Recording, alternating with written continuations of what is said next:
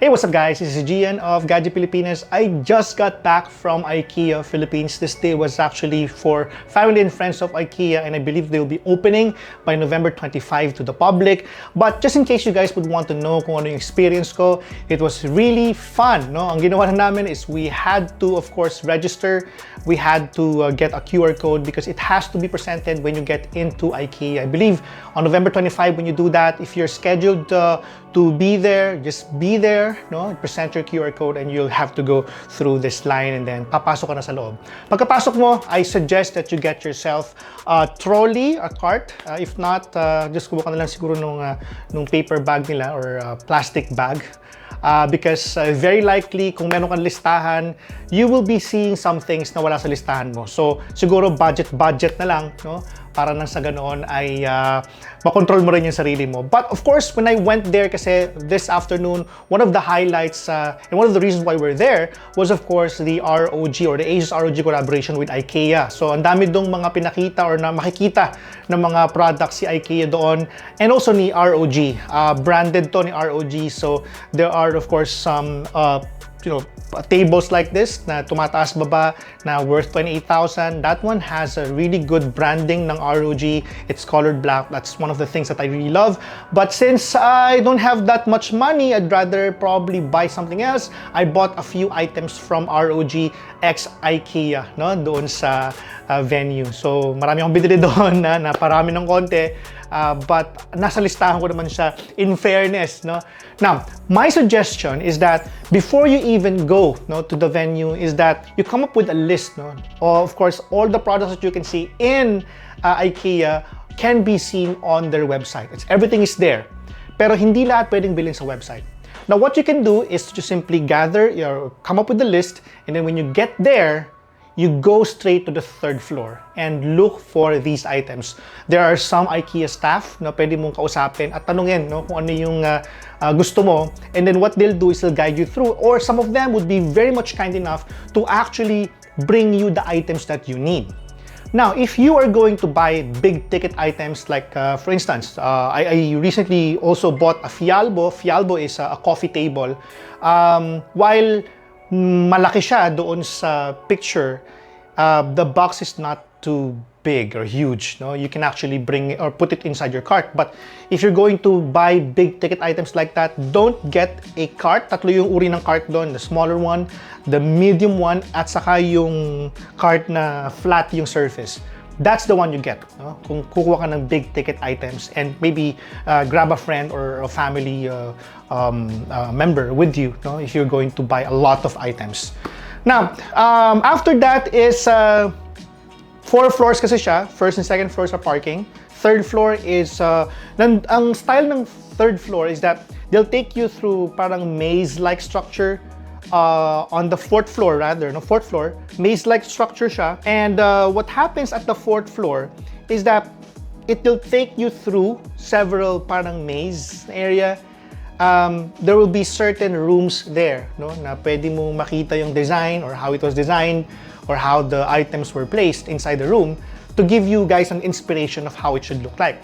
Now, after that is you go through this bigger area where you can actually buy those items.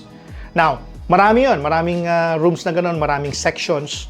Parang they'll pull you in there, and then after that to give you some sort of inspiration, and then they'll take you to a bigger area where you can buy those items. Now, if you don't want to go through that process, what you can do is you go to the third floor. So, fourth floor, andun yung mga parang room, maze-like structure. Third floor, there's also meron ding parang sort of like maze, structure. I don't know what that's called. But there, it's self-service, no? Ito na yung literal na mukha talaga siyang parang department store where you can pick items that you actually need. Alright. Now, just be careful though, because when you see an item that is displayed, although merong pangalan yun, that's not what you take. There are, of course, boxes located sa baba nun na kung gusto mong pwedeng bilhin. For instance, this one, may naka-display na Lanes Pelare, Lanes Pelare. I don't know how this is pronounced, but you don't take the actual item, you take the box. No? That's what you actually get. Now, just to give you guys a quick run-through of the top things that I actually bought at IKEA Philippines. Siyempre, unahin ko muna yung mga nakita ko doon sa ROG x IKEA area. One of the things that I really wanted to buy, which nilagay ko na sa listahan ko, is this one. This is the Lance Pilarin, the Design J. Chan, J. Carlson. So, it is a pillow, but it can also be used as like a jacket, no? Or parang wearable comforter, no? It's really nice. It's a little pricey, but I think this is something that you might want, especially if you are playing games na sobrang pangmatagalan, if you want, you know, some sort of comfort while playing. It is ROG branded, so you can see na it's branded by ROG, plus of course with their collaboration with IKEA. At syempre, another thing that I would highly recommend that you buy is, of course, the SCADIS. There are various versions of SCADIS. There is this medyo maliit na konti. There's a bigger version of SCADIS. I think the most expensive one is worth less than 1,000 pesos. So this one is, I think, only about 500 pesos. So this is something that you may wanna take a look at. You mount this. You can buy multiple versions of this one, and then dun mo isasabit yung mga pegboard accessories. Again, this is a pegboard SCADIS, no? This can be seen on the 3rd floor. No, you go straight to 3rd floor if you want to buy this one. There are, as I mentioned, there are 3 colors actually, pero unfortunately yung black color na I think they have a collaboration with ROG with is not available at the time of the production of this video. So quite unfortunate for that. Syempre, another one is yung nabanggit ko nina, yung Lance Pilarin. Upsell is an accessory for the pegboard which you actually can attach doon sa mismong SCADIS. No? You can buy multiple versions of this one, but of course this one is already packed with parang yung where you place your keyboards, and then also meron din dito yung magnetic parang plane where you just simply attach it, and then doon mo ididikit yung mga tools mo if you want to. Okay, I really love this. Now, one of the things that I like about IKEA is that while they're a furniture store, while they have some accessories there, they also sell tools. I don't have anymore my drill because nabitbit yata ni Kuya Luis yung drill, yung aming in-house carpenter dito, no? Pero I bought a drill and of course some screws, no? It's available there if you want to. This one I think is 1,200 or 2,000 pesos if I'm mistaken. So you can get this as well. It's available at IKEA. Siyempre, hindi mawawala dyan yung Ekong. This is a very small trash bag. So you can, which I can put here in my studio because I don't have a trash bag here. I have a Realme robot vacuum, but that's not enough. Now, siyempre, hindi mawawala ang mga fake plants.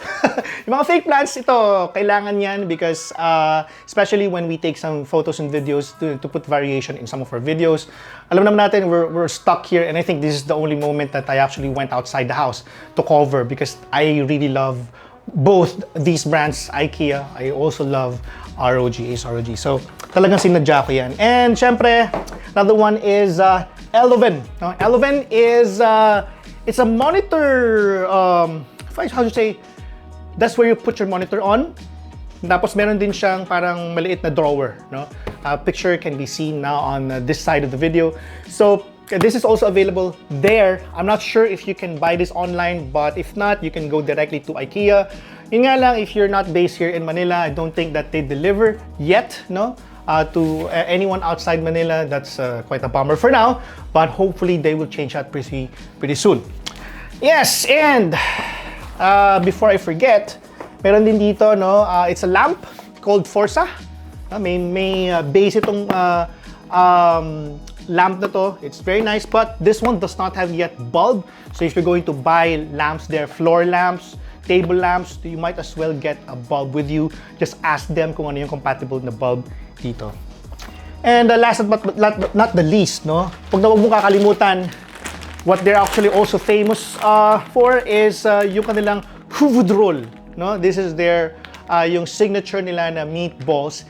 Sobrang sikat, no? Pero unfortunately, hindi available ang kanilang beef meatballs, no? Ang available lang when we went there was chicken and also yung plant-based. So I believe na napakyaw siya in the morning, no?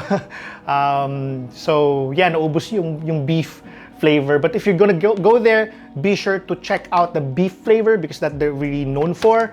It's a little expensive, 580 pesos for one of this, and I think this one only has 1,000 grams worth, and I'm not sure how many that this one has. A little expensive, but my wife said, okay na, no? Pero kung 30 pieces to, sulit na siya. But yeah, that's of course a quick overview. This is not enough, but I guess you guys should have an idea now of what to expect, no, from IKEA Philippines. Again, if you're not based in Manila, unfortunately, that means you will have to make your way and get a trip here.